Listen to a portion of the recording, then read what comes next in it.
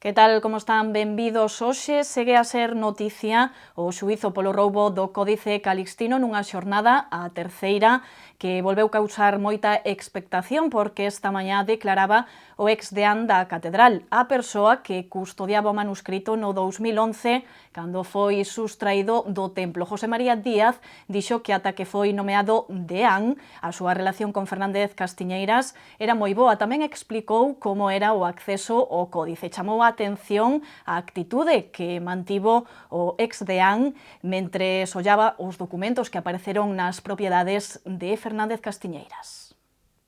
Igual que xa sucedera onte nesta terceira sesión do xuízo polo roubo do Códice Calixtino e outro material da Catedral, o acusado Manuel Fernández Castiñeiras e a súa muller apareceron nos xulgados acompañados da súa abogada, mentres que o seu fillo, acusado de branqueo de capitais, xunto coa nai, fixo por separado, pero as miradas esta mañá non recaían sobre eles senón sobre o que era o deán da Catedral e arquiveiro no 2011, no momento da desaparición do manuscrito. Foi curiosa a actitude de José María Díaz mentres ollaba os documentos dos que se tería apropiado o ex-electricista do templo do seu propio despacho. O ex-deán relatou como nin sequera se dera conta da súa falta. José María Díaz dixo ter unha boa relación co entón operario da Catedral. ¿Usted tenía alguna razón de enemistad que justificase que ese señor quisiera conocer sus papeles? No solamente eso, sino que durante muchísimos años fue sumamente amable y servicial conmigo, atendiéndome a todo detalle para las cosas que yo quería mejorar de tipo eléctrico en la catedral.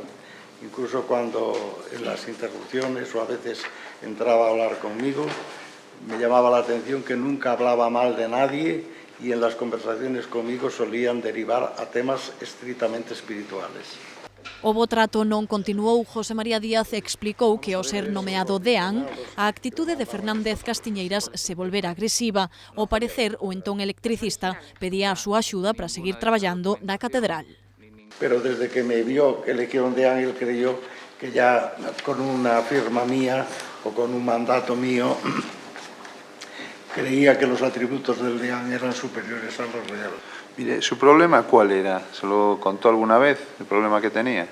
Sí, el problema, él quería dos cosas. Quería primero figurar como empleado fijo de la catedral. Él parece que era autónomo. Y después, cuando se prescindió de él, por despido improcedente, pedía 40 millones de pesetas al Cabildo por despido improcedente. Custou no xuízo aclarar como era a custodia do códice, cantas portas había que atravesar para chegar a él e cantas persoas tiñan as chaves. O ex-deán finalmente deu a entender que tiñan acceso, ademais del, outras dúas persoas. ¿Cuántas personas pueden acceder directamente al códice? Directamente al códice, porque usted lo que me dice es que hay documentación de libre acceso y hay otra documentación que entiendo que entonces no la tiene. Realmente los que podían acceder teóricamente al menos directamente al códice, los que tenían llave de la caja fuerte, ¿Y eran? lo cual eran precisamente José Sánchez y Arturo, uno medievalista, sobre todo José Sánchez, que es especialista en temas medievales, y el otro es doctor en historia moderna. Y esos naturalmente tenían que acudir repetidas veces para aportar cualquier documento medieval que pidiese cualquier investigador. Y con ese motivo, naturalmente, veían el códice y sabían dónde estaba. José María Díaz nunca chegou a sospeitar nada de Fernández Castiñeiras, incluso o visitou cando sufriu un ictus. Sobre se falara con el algunha vez sobre o códice, non recorda facelo explícitamente. ¿Usted había hablado en alguna ocasión del códice con el señor Fernández Castiñeiras?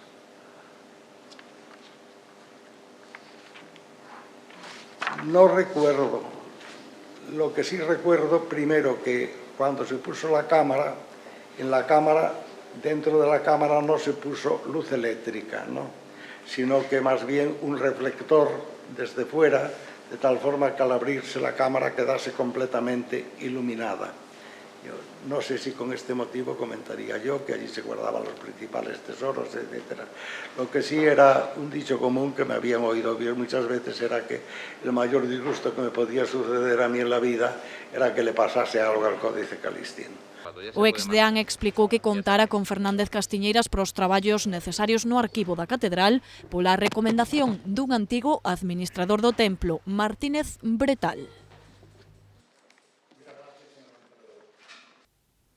O exdeán, segundo explicaba esta mañá, non desconfiou de Fernández Castiñeiras, pero si o fixo o relixioso que foi o administrador da Catedral dende o 2002 ao 2011. José Manuel Iglesias relatou como descubriu que faltaban cartos e dixo que el mesmo pensaba descubrir quen era o autor dos roubos. José Manuel Iglesias foi administrador da Catedral dende o 2002 ata o 2011, tan só ata uns meses antes de que desaparecera o códice en xullo dese ano. Foi el o responsable de que se instalaran cámaras no seu despacho, onde viña notando dende o 2003 que faltaban cartos á hora de facer as contas, un feito que nunca denunciou, que tan só contou o deán, non o cabido, dixo, por non alarmar, e que, segundo relatou durante o seu testemuño desta mañá, el mesmo confiaba en identificar o responsable, xa entón, sostén, desconfiaba de Fernández Castiñeiras. No se lo cuenta al cabildo no, yo se lo cuento al deán. Al deán. El deán, y además pidiéndole que no hiciese uso esto, si le parecía a él, porque me parecía a mí que podía tener consecuencias un poco alarmantes de cara al cabildo, de cara a los demás. Yo abrigaba la esperanza de poder localizar al que sustraía el dinero. Tenía mis sospechas que fueron a coincidir con quien hizo estas sustracciones. O parecer o entón administrador do templo se tiña algunhas referencias do electricista, destacou que xa escoitara das súas supostas malas prácticas noutras ocasións e noutras circunstancias. De feito, á pregunta de se lle parecía unha persoa de confianza, afirmou rotundamente que non. José Manuel Iglesias relatou ademais un sorprendente episodio de ameazas por parte de Fernández Castiñeiras. Algún conato no llegó a mí llegó a amenazarme, me lo dijo, que conocía todos mis hábitos de vida, a qué hora salía de casa, a qué hora entraba, cuando andaba por la calle, que me iban a dar una paliza, que había contratado ya, había pagado 300 euros a un marroquí, y me dijo además que era el dinero mejor empleado que había tenido. Un día, entrando yo en la sacristía, me viene un señor de apariencia marroquí, efectivamente me preguntó si yo era el administrador, le dije que sí. Con usted tengo yo que arreglar ciertas cuestiones un día de estos. No volvió. Pero parece que a cousa non quedou aí porque aínda habería outro capítulo co electricista. Otra vez en la sacristía se presentó allí con el traje de faena y con un palo en la mano, amenazándome de que yo no saliera a decir misa, ya estaba revestido, si no iba a haber más que sangre. Me dijo, esa expresión utilizó. Yo, en previsión de lo que pudiera pasar, llamé a dos compañeros que me acompañasen al altar y me acompañó él también, con la funda que llevaba, y terminó ayudándome a misa. Y al final me dice, bueno, los hombres se entienden hablando entre sí. Nesta xornada, ademais do exdeán e este antigo administrador, estaban citadas a declarar outras 7 persoas, entre elas o actual deán, Segundo Pérez, nunha sesión que se extendeu á tarde pola duración bastante extensa dos testemuños. E a marxe deste xuízo, a actualidade deixanos outras novas, como o balance do Concello en materia de emprego, e que a Axencia Local de Colocación cumpre 3 anos e permitiu cubrir 600 postos de traballo. Outro dos seus piares é a formación. A Axencia Local de Colocación naceu para dar resposta á alta contratación que provocou a apertura do Centro Comercial das Cancelas, pero o seu labor foi moito máis alá. Dende entón, hai xa 3 anos, 27.000 persoas deronse de alta no órgano e ofertáronse máis de 2.000 postos de traballo. Isto materializouse en 600 empregos. Dende 2012 que se creou ata 2014, Os usuarios que tivemos foron 27.000, o número de empresas 432, o número de ofertas xestionadas 1.033, o número de postos ofertados 2.147, o número de postos cubertos 604, o número de cursos 225 e as persoas que participaron en accións formativas 8.497. O orzamento total foi de 360.567 euros. Os sectores con máis demanda son os relacionados co comercio e a hostalería. É por iso que, ademais de ofertar emprego, a axencia tamén realiza cursos de formación. Nestes 3 anos, a entidade puxo en marcha 225, nos que participaron 8.500 persoas. A istos hai que sumarlle outros cursos da Xunta e da Unión Europea. Cabe salientar os obradoiros de emprego da Consellería de Traballo. Son cursos en los que se pretende que aprendan una profesión y la ejerzan. Además, durante la formación es tremendamente activo y la verdad es que el resultado, además, de colocación de esos horarios de empleo es muy satisfactorio, porque estamos hablando de más del 60% de personas que se colocan realmente al acabar ese obradoiro, ¿no? Con lo cual, pues, la inversión que se hace, que es alta, porque esa gente cobra un sueldo por trabajar, ¿no? Con lo cual, pues, aunque estamos hablando de pocas personas, son 77, pero son 77 personas que estaban en una situación de, en muchos de ellos, porque además se hacen las entrevistas, una selección muy, muy dura.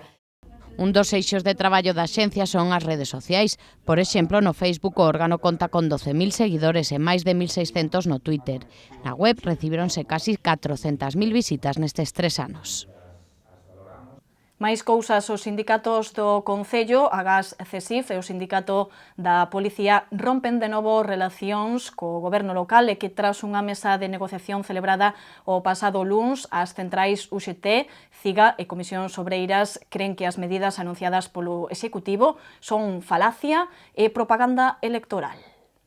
Pouco duraron as relacións entre os sindicatos UGT, Comisións Obreiras e CIGA co goberno local dende que a retomaran ca chegada do novo alcalde Agustín Hernández.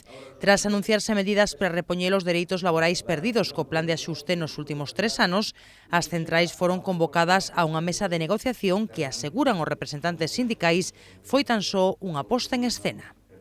Para nós non foi un Blue Monday, foi un tristísimo Monday que ao final convirteuse en un Black Monday. Comparecemos de novo para decir con contundencia que se está mentindo, que non hemos recuperado nada, que a normalidade non nos chegou a nós desde o 2011.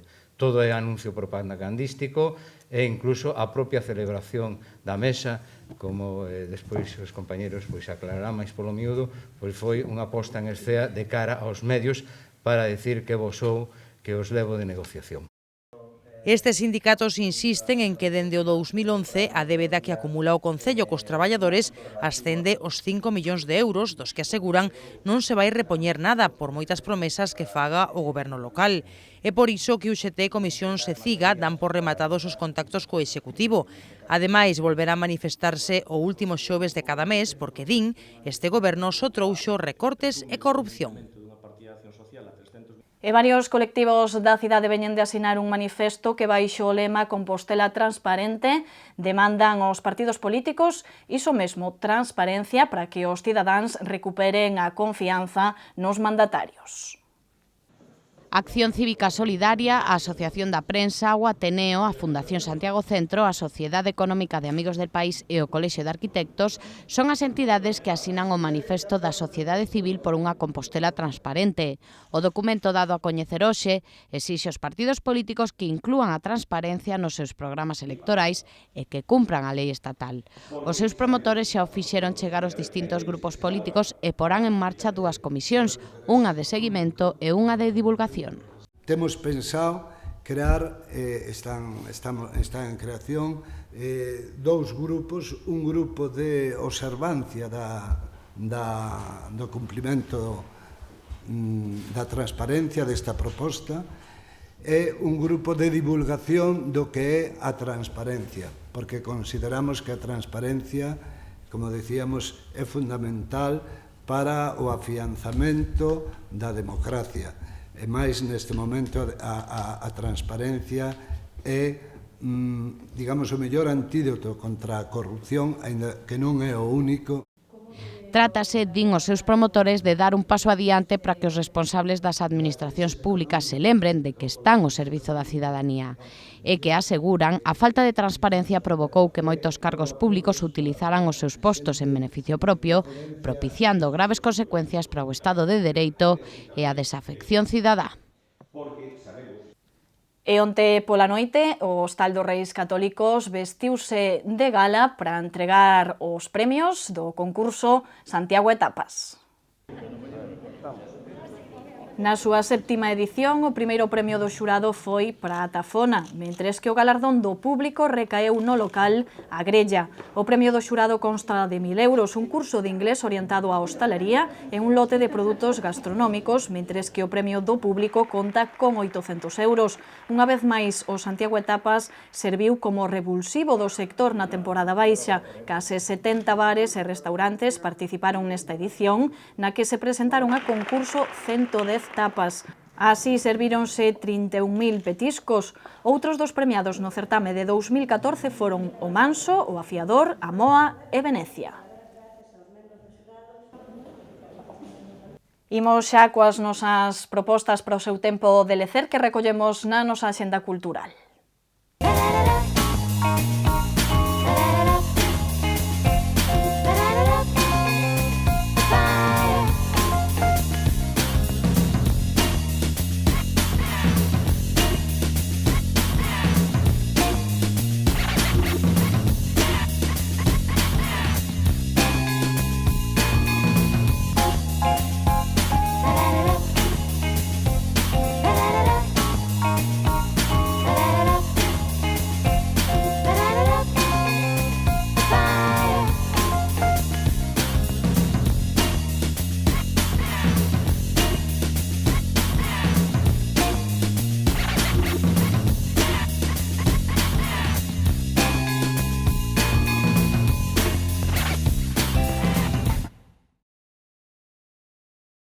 Momento para coñecer as prediccións do tempo para os próximos días, información que nos facilita Meteo Galicia.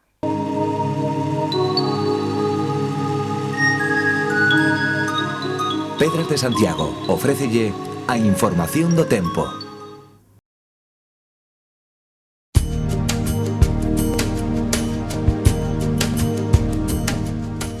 Mañá xoves predominarán os ceos cubertos con chuvias generalizadas. Xa pola noite, estas chuvias irán diminuindo a súa intensidade. A cota de neve situarase nos 1.200 metros pola mañá. As temperaturas ascenderán de xeito lixeiro. Os ventos soprarán do noroeste moderados no interior, diminuindo a súa intensidade pola noite.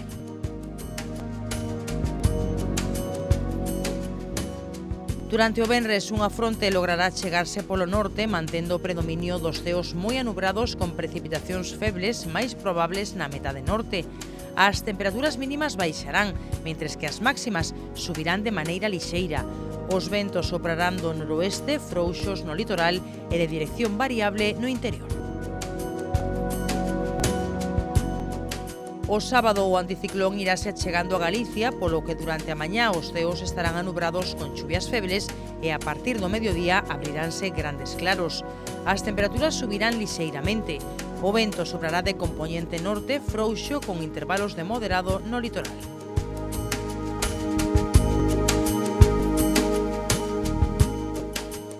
En Santiago, xoves agardamos un día gris e chuvioso con precipitacións que serán intensas pola mañá e ata ben entrada a tarde. As temperaturas ascenderán ata os 6 graus de mínima e os 11 de máxima. Xa o venres continúa a inestabilidade con ceos moi anubrados e chuvias febles ao longo de toda a xornada. As temperaturas mínimas subirán ata os 9 graus, mentres que a máxima manterase nos 10 graus. En canto ao sábado, mellora a situación en Compostela con ceos anubrados e algunha chuvia feble pola mañá que dará paso a nubes e claros cara á tarde. As temperaturas quedarán nos 7 graus de mínima e os 12 de máxima.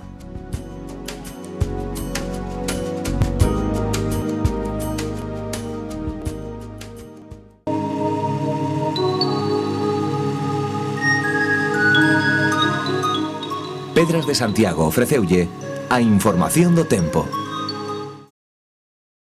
Rematamos aquí por hoxe este espazo de novas. De contado, volvemos no preguntoiro para conversar nesta ocasión co director deportivo da SD Compostela, Julio Prol. Volvemos agora, graciñas por atendernos.